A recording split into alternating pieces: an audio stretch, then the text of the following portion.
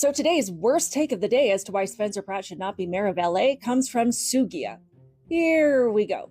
Let's say someone you love very deeply has been diagnosed with an aggressive form of cancer. And that is terrifying, and it is complex, and every decision matters. And the wrong call at the wrong time could cost them everything. Their ability to work, their ability to function, their ability to exist, their survival. All of these things are riding on those decisions. Now imagine that you've handed over their care to somebody who has a bachelor's degree in biology that they got 13 years ago. No med school, no residency, no oncology fellowship, no supervised practice, just a bachelor's degree. A pre-med graduate would never walk into an oncology ward and be like, all right guys, I got this, I'll take it from here. Because they know that that bachelor's degree is just the starting line for them. The real work, medical school, residency, fellowships, supervised practice, learning how to read scans, navigating treatment options, understanding surgery and chemotherapy and radiation and how those things all interact and work with each other, advocating for their patient in one of the most complex insurance systems in the world. That experience is what earns you the right to hold someone's literal life in your hands. Pre-med students know that. Spencer Pratt does not.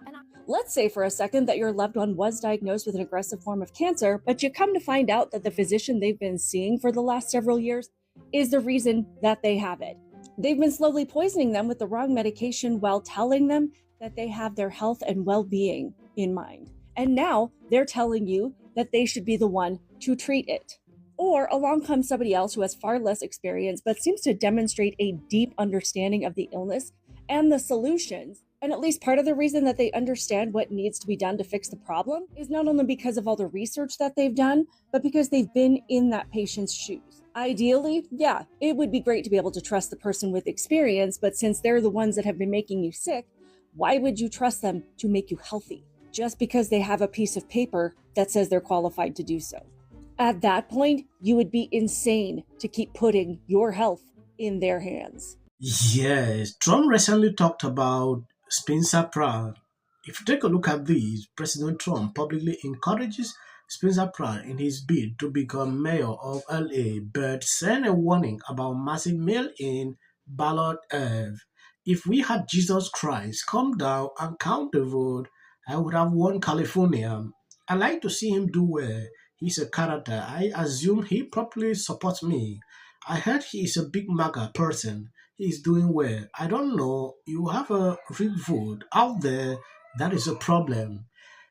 From what Trump put out here, you can clearly see his problem about LA. Like, he totally don't trust anything that is coming out of this place. When you talked to Jake Tapper in 2023, you said that your goal was to end street homelessness in LA by 2026. It's now 2026. And we haven't ended it. We have not ended it, and we're not close to ending it. How are you so off? Well, basically, when I said that, it was at the beginning of my term. I am very committed to achieving that goal. I didn't anticipate some of the bureaucratic barriers that I would experience, but I am prepared to take those on now. And let me just give you an example.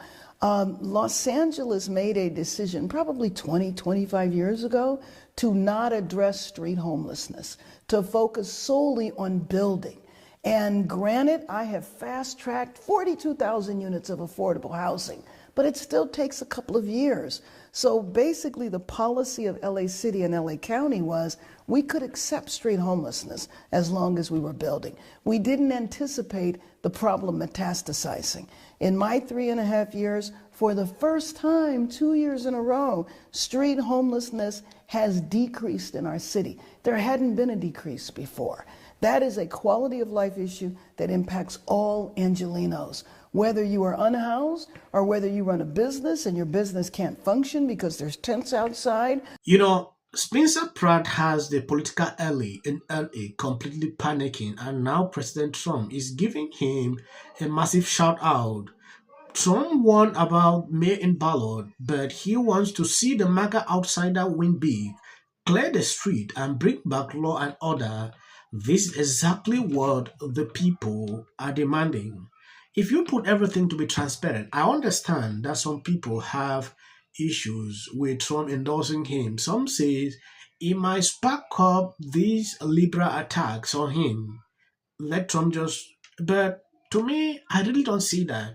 Yeah, you saw Trump performance in this area. Now Trump saying, if they allow Jesus to come down All Spencer Pratt has had to do to have a very real chance at becoming mayor of LA as a Republican is to go around parts of LA that suck, film it, and point out the obvious. Because you aren't allowed to point out the obvious on the political left anymore. You can't show a homeless encampment and say like, hey, we shouldn't allow this. We shouldn't have people that are just like blocking the sidewalk with tents with used drug needles all over the sidewalk where kids could potentially step on them. Like, that's probably not a good idea. It's something that is so obvious, but on the left, the political left, you are not allowed to state those things because it could offend someone.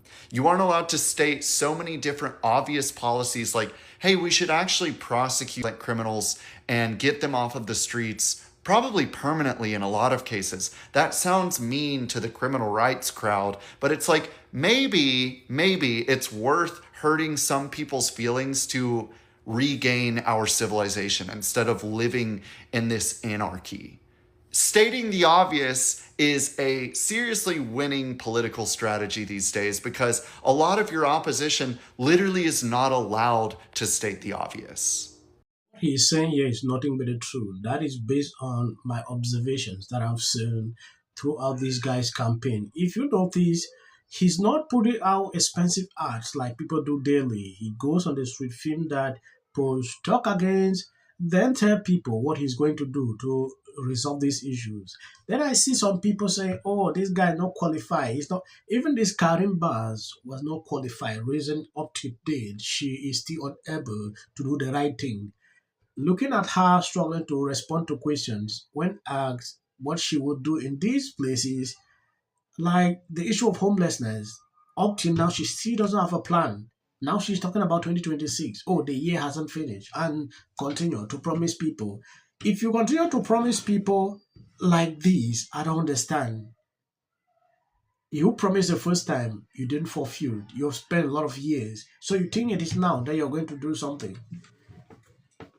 When you see a politician, you will know from the way they do things. This lady is a typical politician, and it gets crazy how people don't realize that. But I am prepared to take those on now. And let me just give you an example. Los Angeles made a decision probably 20, 25 years ago to not address street homelessness, to focus solely on building. Hey, Chelsea Handler, remember me, Michelle Farrell? We worked together on Girls Behaving Badly quite some time ago. Well, you've changed since then, girl. Guess what? Spencer Pratt is going to be the L.A.Mayor. A white, blonde mayor. A white male, blonde mayor. So you can fuck off, okay? Have a good day, Chelsea. We don't fucking love you at all. I think TMZ turned on you, too. The Democrat apparatus has teamed up with not only the media, but now with other Hollywood celebrities to try to take Spencer down. Oh, hi, if you're seeing this video, this is a reminder that a straight white male, former reality star that has no previous experience in government should not be a legitimate political candidate. Have we learned anything yet? The bar is on floor, people. House in 2010. It's just a fun one. You can look it up. There's articles. It wasn't like a big party. There was like 7 people there.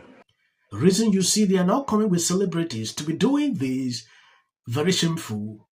And I have seen this city just fall apart, over the last, 8, 9 years. And I love that Chelsea Handler was encouraging her fans not to vote for Pratt. And here, God bless you abundantly. As we short clips at the end, that it's provided, you can always skip. Companies, they don't have to pay for people to rebuild their homes. And By baseball. Guys, Nithya Raman is conspiring with Karen Bass. I just wanted to share how happy I am to be out. The city councilwoman is going to be her runoff opponent. A long time. They say they can't just open up these cases with. Can't keep streetlights on. To the media. We do not care. He's elitist in California. Now you realize people everywhere in America make fun of people. And so this is my life. You're talking about qualifications, right? Yeah. And the problem that I have with someone qualified for power. Yeah, there's been rules in the middle of the game and give himself more Republican. You can always skip. The sight of this man just disgusts me. They need to go to New York. Present the black community. It's illegal. Spencer Pratt, who's running for mayor of Los Angeles. Able to laugh at him. Inside, they started. It'll be fun. More access to the leader of the free world. This week, which was the state of Virginia, they gerrymandered the state, and Trump started it. The win in yesterday's redistricting. It's going to lose their congressional representation. How do you think? Until the first lady brought them back with her surprise statement last week. How does this benefit? I'm an actor. I'm an actor. Creative content. Why are you not looking forward to the White House fight? Well, it's kind of a gimmick. I have 300.